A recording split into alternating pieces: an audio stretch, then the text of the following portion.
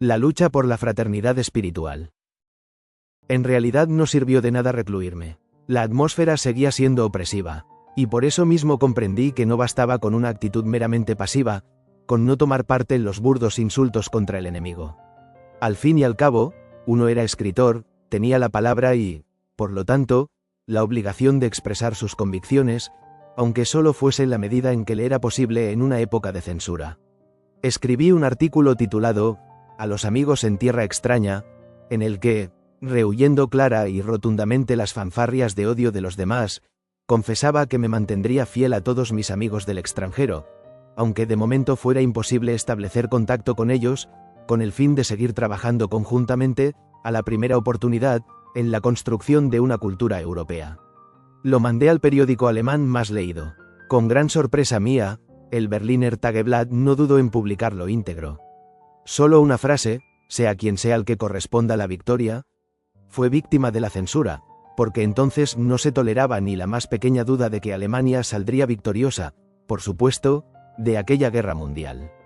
Pero, incluso con esta restricción, el artículo me granjeó algunas cartas indignadas de lectores ultrapatriotas que no comprendían cómo, en los tiempos que corrían, alguien podía hacer causa común con aquellos miserables enemigos. No me molestó demasiado. Nunca en mi vida había tenido la intención de convertir a los demás a mis convicciones. Me bastaba con manifestarlas y, sobre todo, poderlas manifestar claramente. 15 días después, cuando ya casi me había olvidado del artículo, recibí una carta con sello suizo y la estampilla de la censura en la que, por sus trazos familiares, inmediatamente reconocí la mano de Romain Rolland. Debió de leer el artículo, porque decía, «Non, je ne quitterai jamais mes amis». Enseguida comprendí que aquellas pocas líneas suyas eran un intento de comprobar si era posible, estando en guerra, ponerse en contacto epistolar con un amigo austríaco. Le contesté a vuelta de correo. A partir de entonces nos escribimos con regularidad y nuestra correspondencia continuó después durante más de 25 años, hasta que la Segunda Guerra Mundial, más brutal que la primera, rompió toda comunicación entre los países. Aquella carta me proporcionó uno de los momentos más felices de mi vida. Como una paloma blanca llegó del arca de la animalidad berreadora, pataleadora y vocinglera. No me sentía solo, sino de nuevo vinculado a una misma manera de pensar. Me sentí robustecido por la superior fuerza anímica de Rolland, porque sabía que, al otro lado de la frontera, él conservaba admirablemente bien su humanidad. Rolland había encontrado el único camino correcto que debe tomar personalmente el escritor en tiempos como aquellos, no participar en la destrucción, en el asesinato, sino, siguiendo el grandioso ejemplo de Walt Whitman, que sirvió como enfermero en la Guerra de Secesión, colaborar en campañas de socorro y obras humanitarias. Viviendo en Suiza, dispensado del servicio militar a causa de su precaria salud, se había puesto inmediatamente a disposición de la Cruz Roja de Ginebra, donde se encontraba al inicio de la guerra, y allí, en habitaciones abarrotadas, trabajó día tras día en la magnífica obra a la que más adelante traté de rendir un reconocimiento público en el artículo titulado «El corazón de Europa». Tras las horribles batallas de las primeras semanas se interrumpieron todas las comunicaciones.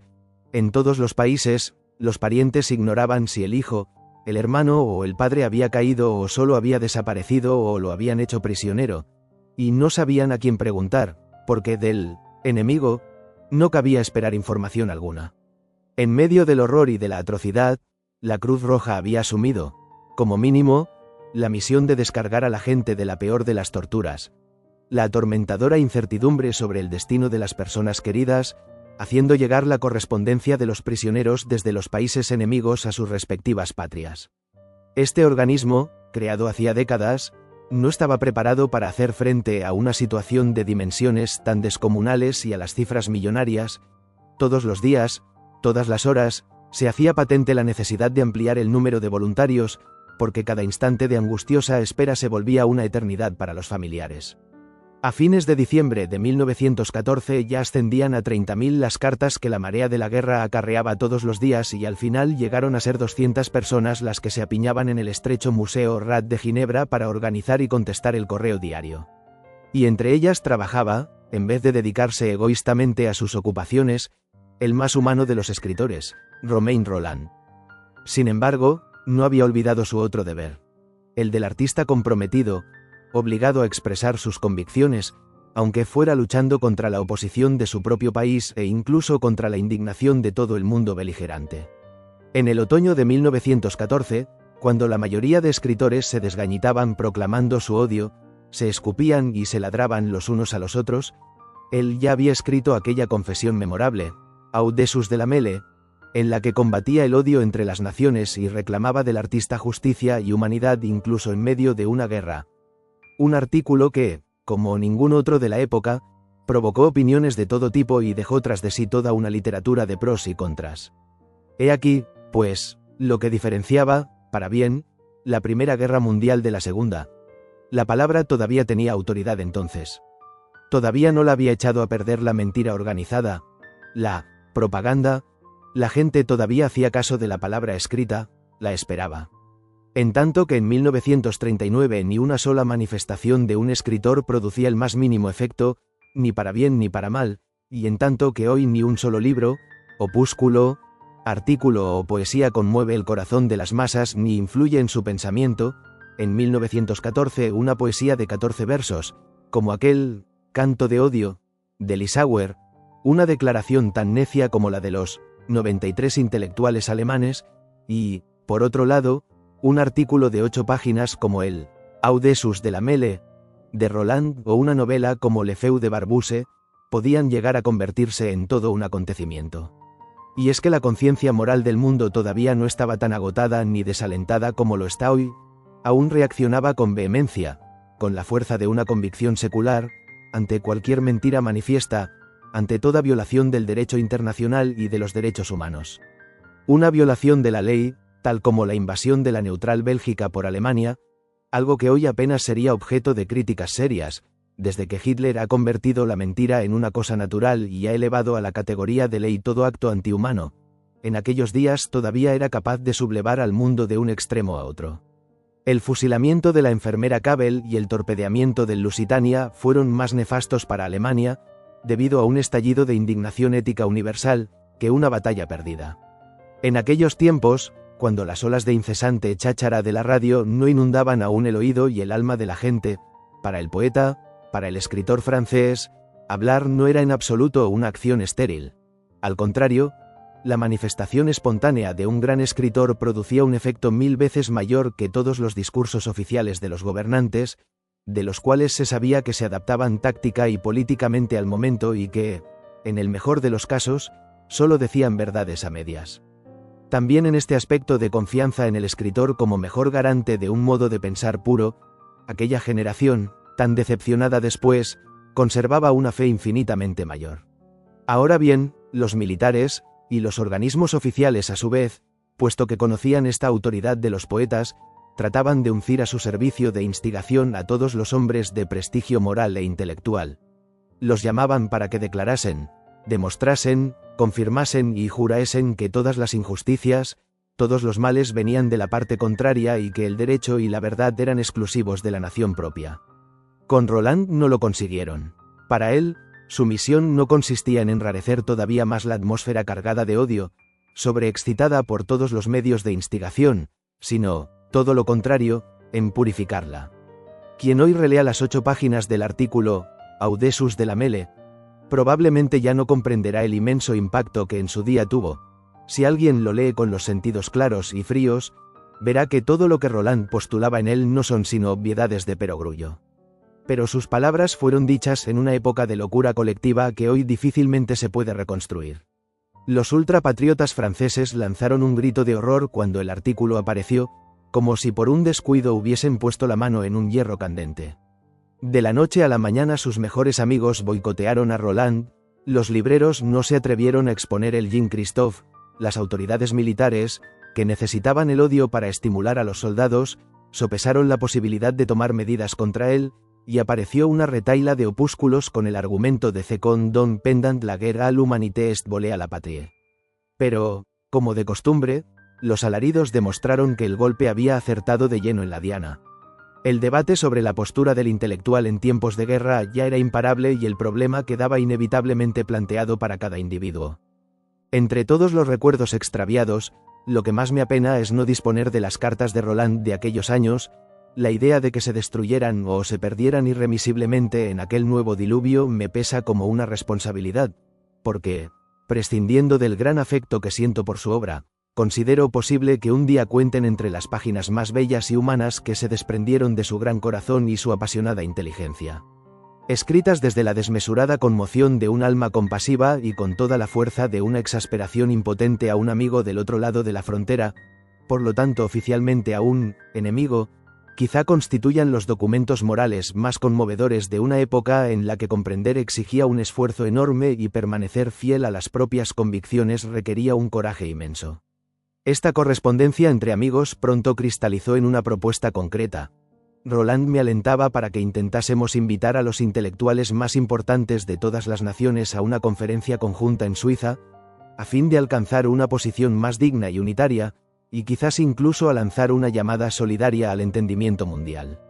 Él, desde Suiza, se ocuparía de invitar a los intelectuales franceses y extranjeros, y yo, desde Austria, sondearía a los escritores patrios y alemanes que todavía no se hubiesen comprometido públicamente con la propaganda del odio. Me puse inmediatamente manos a la obra. El escritor alemán más importante y representativo de entonces era Gerhard Hauptmann. Ya que, para facilitarle tanto el sí como el no, quería evitar abordarlo directamente, escribí a nuestro común amigo Walter Rathenau, pidiéndole que sondeara a Hauptmann de manera discreta y confidencial. Rathenau rehusó el encargo, no sé si de acuerdo o no con Hauptmann, diciendo que no era el momento de fomentar una paz espiritual. En realidad, allí se abortó la tentativa, pues Thomas Mann se hallaba entonces en campo contrario y, en un artículo sobre Federico el Grande, acababa de adoptar el punto de vista de los derechos alemanes.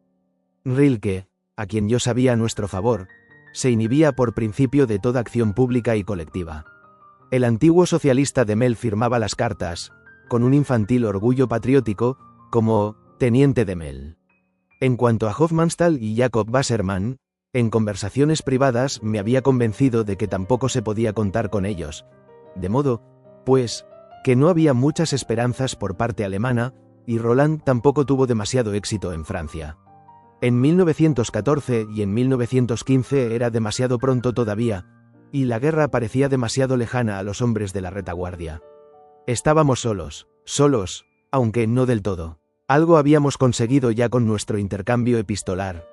Una primera idea general de las pocas docenas de hombres con los que podíamos contar de veras y de los que, tanto en los países neutrales como en los beligerantes, pensaban como nosotros, nos podíamos informar mutuamente sobre libros, artículos y opúsculos de un lado y otro. Habíamos asegurado un cierto punto de cristalización al que podían adherirse nuevos elementos, un tanto vacilantes al principio, pero cada vez más numerosos y decididos, a medida que la presión de la época se volvía más abrumadora. La sensación de no hallarme en un vacío total me animó a escribir artículos más a menudo con el fin de sacar a la luz, a través de sus respuestas y reacciones, a los hombres aislados y escondidos que sentían como nosotros. Al fin y al cabo, tenía a mi disposición a los grandes periódicos alemanes y austríacos y, con ellos, contaba con un círculo de influencia nada desdeñable. En principio no tenía que temer oposición por parte de las autoridades, ya que nunca tocaba temas de actualidad política. Por influencia del viejo espíritu liberal, existía aún un gran respeto por todo lo literario y, cuando repaso los artículos que logré hacer llegar de contrabando a un amplísimo público, no puedo menos que manifestar mi respeto a las autoridades militares austríacas por su magnanimidad. En medio de una guerra mundial pude ensalzar con entusiasmo a Bertha von Suttner, la fundadora del pacifismo, que estigmatizó la guerra como el crimen de los crímenes, e informar punto por punto del Efeu de Barbuse en un periódico austríaco. Por supuesto teníamos que disponer de una cierta técnica para transmitir nuestras opiniones, inoportunas en tiempos de guerra, a amplios sectores de la población.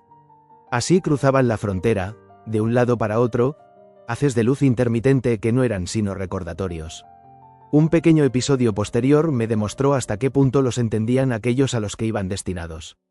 Cuando en mayo de 1915 Italia declaró la guerra a Austria, su antigua aliada, en nuestro país estalló una oleada de odio. Se insultó a todo lo italiano. Casualmente habían aparecido las memorias de un joven italiano de la época del Risorgimento, de nombre Carl Poerio, que describía una visita a Goethe.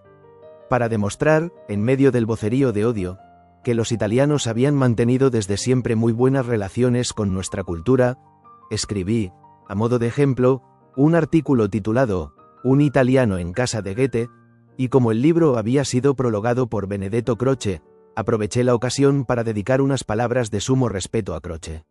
Unas palabras de admiración por un italiano eran, huelga decirlo, una clara declaración de intenciones en la Austria de entonces, donde no se podía rendir homenaje a ningún escritor o erudito de un país enemigo, y, en efecto, así fueron comprendidas mis palabras más allá de las fronteras.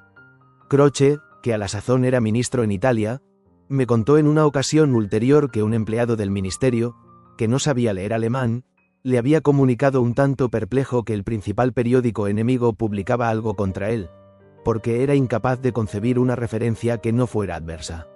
Croce mandó traer el Neue Freie Press y primero se sorprendió y luego se divirtió de lo lindo al encontrar en el periódico un homenaje en vez de un ataque. No pretendo, ni mucho menos, dar demasiada importancia a esas tentativas aisladas.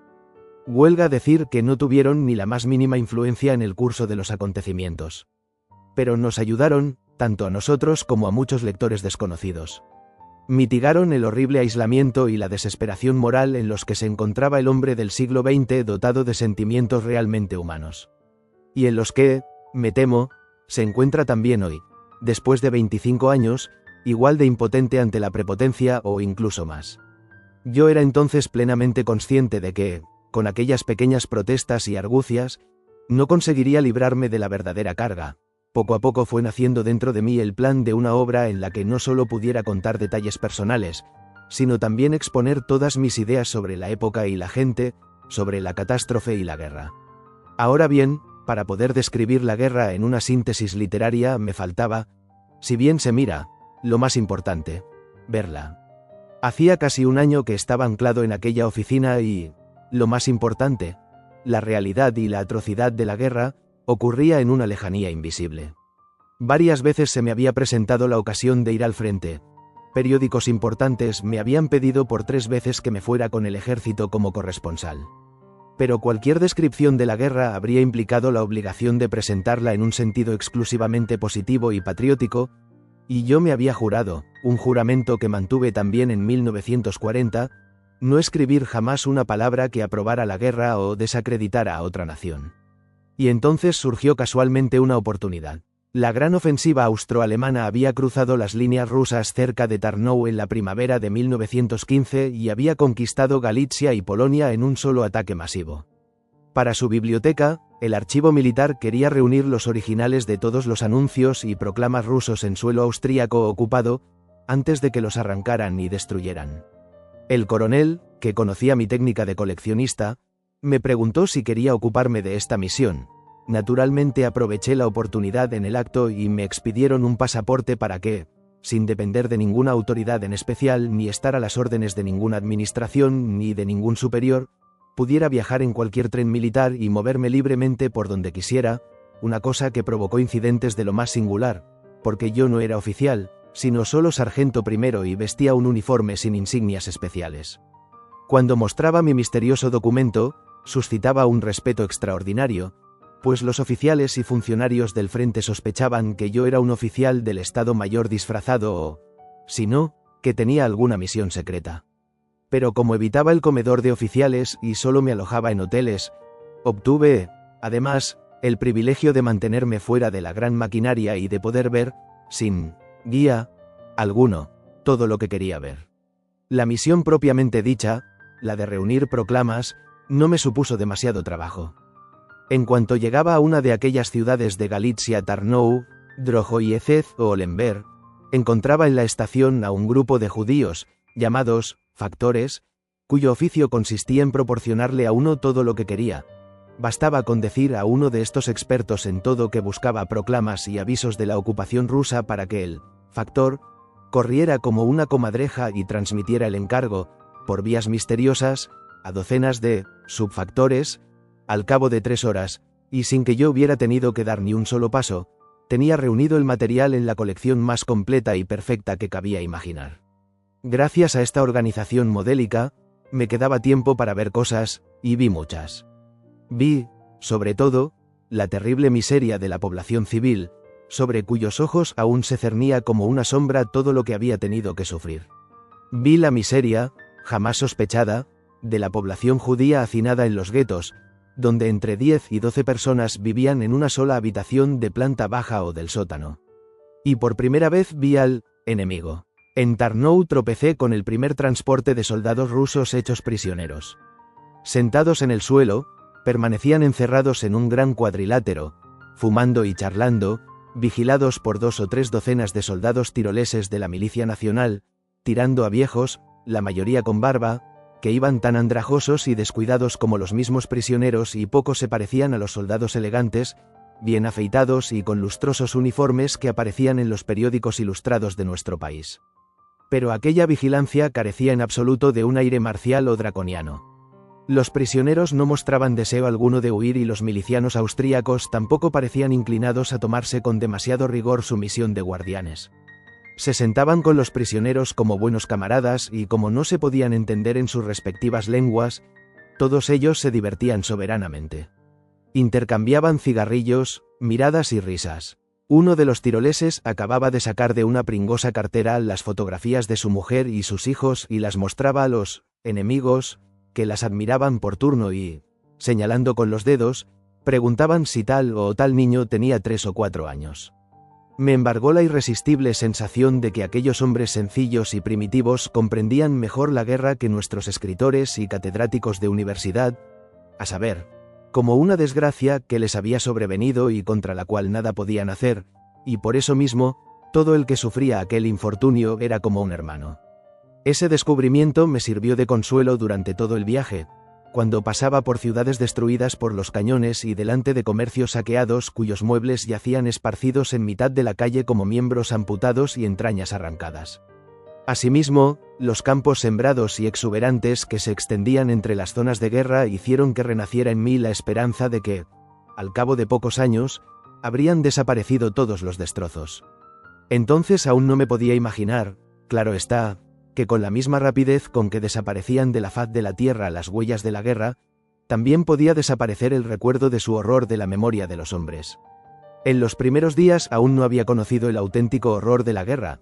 Después, su rostro superó mis peores temores. Como prácticamente no circulaba ningún tren regular de pasajeros, viajaba ya en un carro de artillería abierto, sentado sobre el armón de un cañón, ya en uno de aquellos vagones de ganado donde dormían hombres muertos de cansancio, hacinados en confuso revoltijo en medio de un hedor nauseabundo y que, mientras los conducían al matadero, ya parecían animales sacrificados. Pero el medio de transporte más terrible lo constituían los trenes hospital, que tuve que utilizar 2 o 3 veces. Qué poco se parecían a aquellos trenes sanitarios bien iluminados, blancos y perfectamente lavados en que al comienzo de la guerra se dejaban retratar las archiduquesas y las damas distinguidas de la sociedad vienesa, vestidas de enfermeras. Lo que me tocó ver a mí, horripilado, eran vulgares vagones de carga sin ventanas, con tan solo una estrecha claraboya, e iluminados por dentro con una lámpara de aceite cubierta de hollín. Literas primitivas, una al lado de otra, ocupadas todas por hombres de mortal lividez, que gemían y sudaban y jadeaban en busca de aire en el espeso hedor a excrementos y yodoformo. Los sanitarios, más que andar, se tambaleaban, de tan exhaustos como estaban. Por ninguna parte se veía la ropa de cama de un blanco resplandeciente de las fotografías. Los hombres estaban tumbados sobre paja o literas duras, cubiertos con mantas manchadas de sangre vieja, y en cada uno de los vagones ya había 2 o 3 muertos entre los moribundos y gemebundos. Hablé con el médico, el cual, como él mismo me confesó, en realidad solo era dentista de una pequeña ciudad húngara y no ejercía la cirugía desde hacía años. Estaba desesperado. Me dijo que había telegrafiado a 7 estaciones pidiendo morfina, pero que ya no quedaba en ninguna parte, y que tampoco disponía de algodón y vendas limpias para las 20 horas de viaje que faltaban para llegar al hospital de Budapest. Me pidió que lo ayudara, porque su personal, exhausto, ya no daba más de sí. Lo intenté, dentro de mi inevitable ineptitud, pero al menos pude serle útil bajando del tren en cada estación para ayudar a carrear cubos de agua sucia y mala que en realidad estaba destinada para la locomotora, pero que ahora servía de alivio a la gente que así podía lavarse un poco siquiera y fregar la sangre que constantemente goteaba al suelo. A todo eso se añadía una complicación personal para los soldados, hombres de todas las nacionalidades imaginables, amontonados en aquel ataúd ambulante, a causa de la confusión babélica de lenguas. Ni el médico ni los enfermeros comprendían el ruteno ni el croata. El único que los podía ayudar un poco era un sacerdote mayor y encanecido que, al igual que el médico, estaba desesperado por la falta de morfina y se lamentaba, profundamente trastornado, de no poder cumplir con su sagrado deber de administrar la extrema unción porque no disponía de los santos óleos. En toda su vida no había sacramentado a tantas personas como en aquel último mes. Y de él oí unas palabras que nunca he olvidado, pronunciadas con voz dura y airada. Tengo 67 años y he visto muchas cosas, pero nunca habría creído posible semejante crimen contra la humanidad. El tren hospital en que regresé llegó a Budapest a primeras horas de la mañana. Me dirigí enseguida a un hotel, ante todo para dormir. El único asiento que había tenido en el tren había sido mi maleta. Agotado como estaba, dormí hasta alrededor de las 11 y luego me vestí deprisa para ir a desayunar. Pero, ya después de los primeros pasos, tuve la sensación de que debía frotarme los ojos constantemente para comprobar si no soñaba. Era uno de esos días radiantes en que por la mañana todavía es primavera y al mediodía ya verano, y Budapest aparecía bella y despreocupada como nunca. Las mujeres, con vestidos blancos, paseaban del brazo de oficiales que de pronto se me antojaron sacados de un ejército completamente distinto al que había visto 1 o 2 días antes. Con el hedor de iodoformo del transporte de heridos todavía en la ropa, la boca y la nariz, observé cómo compraban violetas para obsequiar con ellas galantemente a las damas, cómo coches impecables recorrían las calles, llevando a caballeros bien afeitados y con trajes igual de impecables. Y todo ello a 8 o 9 horas en tren del frente. Pero, ¿tenía derecho alguien a acusar a aquellas gentes? ¿Acaso no era la cosa más natural del mundo que vivieran y trataran de disfrutar de la vida? Quizá con la sensación de que todo estaba amenazado, recogían a toda prisa todo lo que aún quedaba para recoger, unos pocos vestidos buenos, las últimas horas buenas. Precisamente cuando uno había visto lo frágil y destructible que es el hombre, cuya vida puede ser destrozada por un pedazo de plomo en una milésima de segundo, con todos sus recuerdos, conocimientos y éxtasis, comprendía que una mañana como aquella reuniera a miles de personas cerca del luminoso río para ver el sol, sentirse vivas, sentir la propia sangre y la propia vida con fuerzas quizá renovadas. Ya casi había logrado reconciliarme con lo que al principio me había asustado, cuando por desgracia el servicial camarero me trajo un periódico vienes. Intenté leerlo, pero entonces me asaltó una sensación de asco en forma de auténtica ira. Estaban ahí todas las frases sobre la irreductible voluntad de victoria, sobre las pocas bajas de nuestras tropas y las muchas del enemigo. Desde aquellas páginas me acometió, desnuda, enorme y desvergonzada, la mentira de la guerra. No, los culpables no eran los paseantes, los indolentes y los despreocupados, sino única y exclusivamente aquellos que con sus palabras instigaban a la guerra. Pero también lo éramos nosotros, si no dirigíamos contra ellos las nuestras. Fue entonces cuando recibí el impulso definitivo.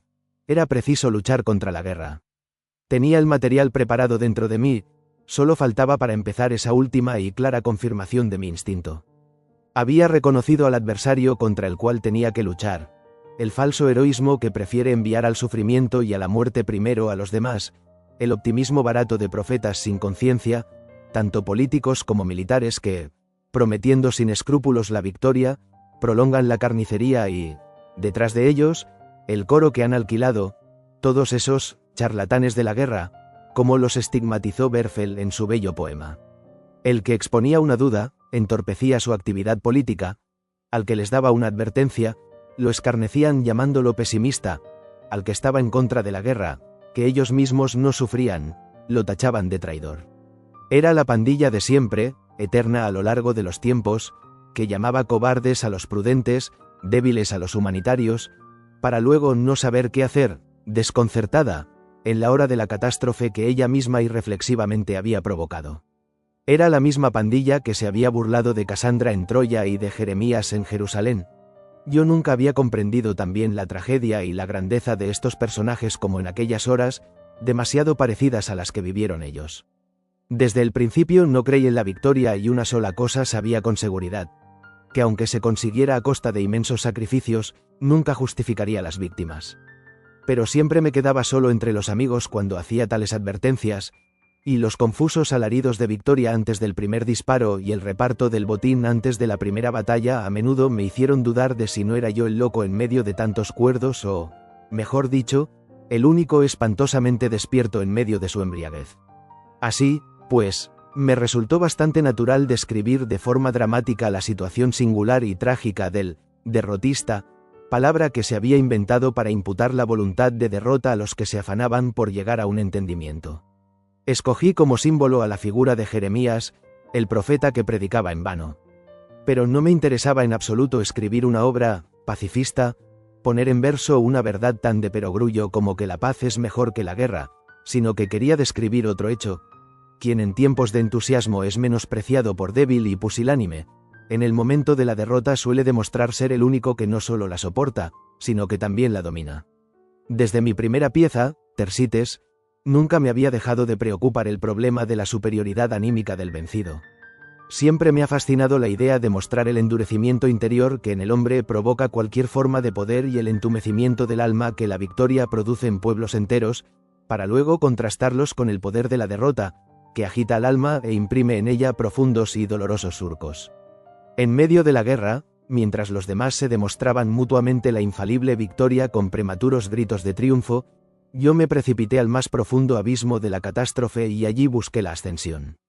Pero con la elección de un tema bíblico, inconscientemente di con algo que hasta entonces había llevado dentro de mí sin aprovechar: la comunidad con el pueblo judío, basada vagamente en la sangre o la tradición. No era mi pueblo el que siempre era vencido por todos los demás pueblos, una y otra vez, y, sin embargo, lo sobrevivía gracias a una fuerza misteriosa, precisamente la de convertir la derrota en victoria por la voluntad de salir airoso de cada nueva catástrofe. ¿Acaso nuestros profetas no conocían de antemano esa persecución y expulsión eternas que hoy nos vuelven a arrojar a la calle como un desecho? ¿Acaso no habían aceptado y tal vez bendecido como un camino hacia Dios esa sumisión al poder? ¿Y acaso las tribulaciones no habían sido desde siempre beneficiosas para todos y cada uno?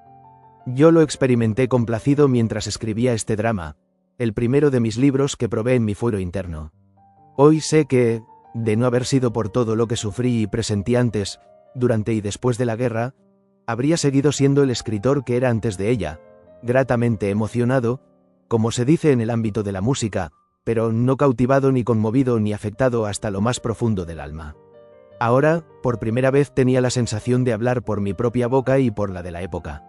Tratando de ayudar a los demás, me ayudé a mí mismo, y lo hice en la obra más personal y privada después de Erasmo, que en el año 1934, en tiempos de Hitler, me dio fuerzas para vencer tamaña crisis. Desde el momento en que intenté darle forma, dejé de sufrir con tanta intensidad la tragedia de la época. No había creído ni por un solo momento que esta obra obtuviera un éxito apreciable. Por el hecho de que coincidían en ella tantos problemas, el profético, el pacifista y el judío, más la labor de dar forma coral a las escenas finales, sus proporciones superaban de tal modo a las de un drama normal, que una representación como es debido hubiera requerido en realidad 2 o 3 sesiones. Y luego, ¿cómo podía llegar a los escenarios alemanes una obra que anunciaba e incluso ensalzaba la derrota, mientras todos los días los periódicos cantaban con brío, vencer o morir? Tenía que ocurrir un milagro para que publicaran el libro, pero incluso en el peor de los casos, que eso no fuera posible, como mínimo me había ayudado a superar la peor época. En el diálogo poético decía todo lo que había tenido que callar en la conversación con los hombres. Me había sacudido la carga que me aplastaba el alma y me había restituido a mí mismo, en el mismo instante en que en mi interior había dicho, no, a la época, había encontrado el sí, a mí mismo.